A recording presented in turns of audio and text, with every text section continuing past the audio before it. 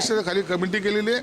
अनेक प्रकरणाचा छडा लावण्याचा आमचा प्रयत्न राहणार आहे आणि त्यात जो कोणी दोषी आढळेल त्याच्यावर फौजदारी स्वरूपाचा गुन्हा दाखल करावा. शेवटचा प्रश्न विचारतो. पीक विमा योजना फसली आहे. 6 महिने झाले आपल्याकडे अतिवृष्टी झाली होती. एकही रुपया शेतकऱ्यांना मिळालेला नाही. हे सगळं प्रतीक्षेत आहे. पीक विम्याचे पैशाबद्दल तर नाही, पण सरकारने जी काही मदत जाहीर केलेली आहे ती मदत पूर्णपणे शेतकऱ्याकडे पोहोचलेली आहे. पीक विमा संदर्भामध्ये मुख्यमंत्री साहेब योग्य तो निर्णय सुद्धा पुन्हा एकदा घेतील. एकनाथ शिंदेचा एक शेवटचा प्रश्न आहे.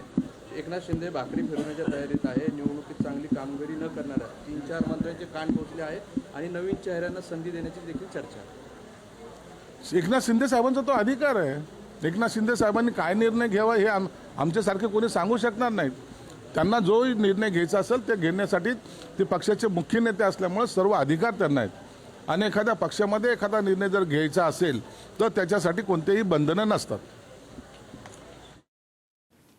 तर लाचेपासून मंत्रालय सुद्धा सुरक्षित नाही, दोषींवरती कारवाई करणार अशी प्रतिक्रिया संजय शिरसाट यांनी दिली आहे.